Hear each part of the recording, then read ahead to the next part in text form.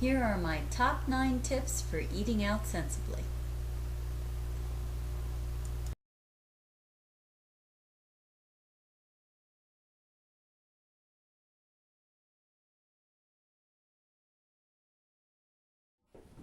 Okay, just like they say about going to the grocery store, you never want to go out to eat starving. So try to have a little something before you go, and you want to make sure that it's something a little bit filling. So go for protein, fiber, and or some healthy fats.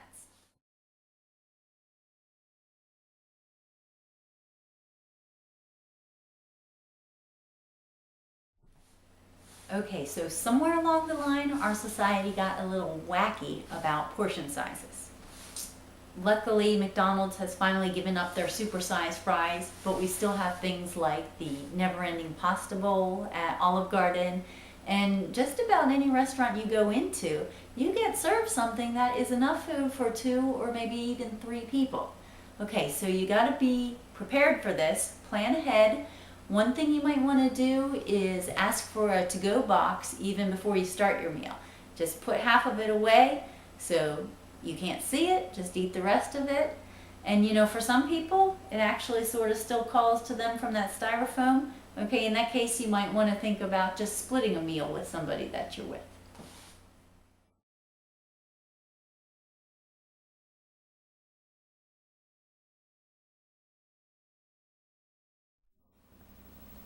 The experts say that you'll eat fewer calories overall in a meal if you start off with a soup.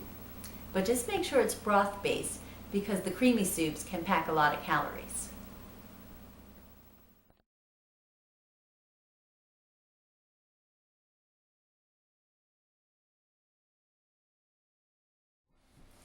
So if you've ever seen the movie When Harry Met Sally, Meg Ryan was always asking a million questions whenever they went into a restaurant. She wanted to know how things were prepared, if she could substitute this or that, just to get the meal exactly how she wanted it. And really, this is kind of a good way to be.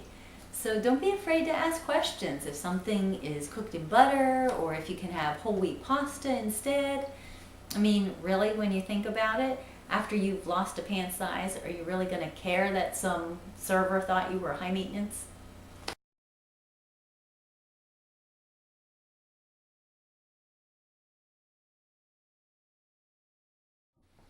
It actually takes 20 minutes for your body to realize how full you are, which means that if you eat to the point where you're full, in about 20 minutes, you're going to feel more than full.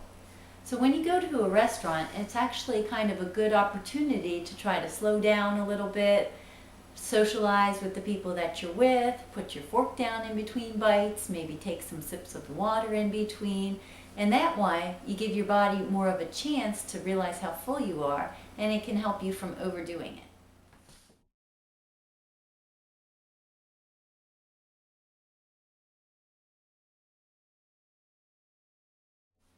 Did you know that one Olive Garden breadstick has 150 calories?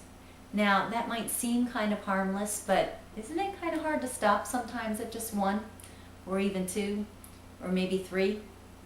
Or if you've blown off rule number 1, where you're not supposed to go to a restaurant starving, you could literally eat a whole meal's worth of calories before your entree even gets there.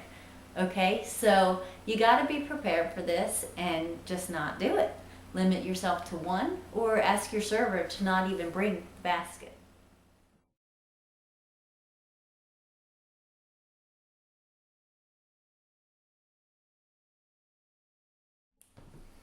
Buffets. All right, there are some good buffets out there, but you really kind of need to know yourself and whether or not you can handle it. Have you ever said to yourself, well, I want to get my money's worth? If so, stay out of the buffets. Another thing is that studies show that the more variety put out in front of us, the more we tend to overeat.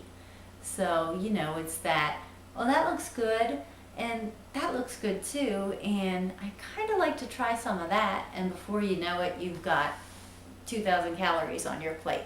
Okay, so if this is you, just stay away.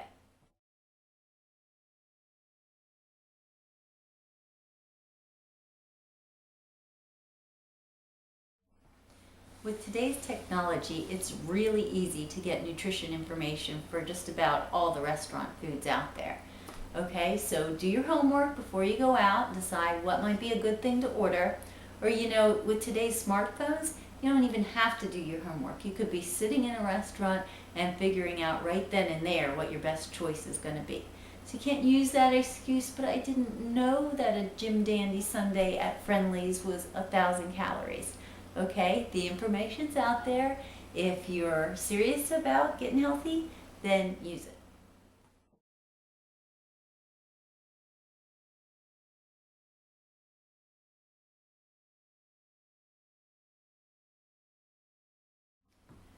Okay, so sometimes we go out to eat because we're celebrating something or we just want to get together with family or friends.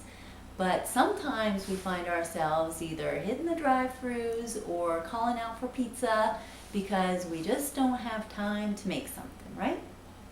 But you got to realize that you can avoid a lot of that with just a little bit of planning. It might be packing your lunch the night before work. It might be having some snacks in your car so you have something you can go to instead of McDonald's. You could put something in the crock pot, or you can bake double batches of food when you have the time to do it so that you can freeze it for later. So you got to ask yourself, do you want to be a victim of your circumstances, or do you want to be a little bit proactive and save yourself hundreds of calories a day? All right, there you go. I'll let you know when I get back from Florida how good I was at following my own rules for eating out.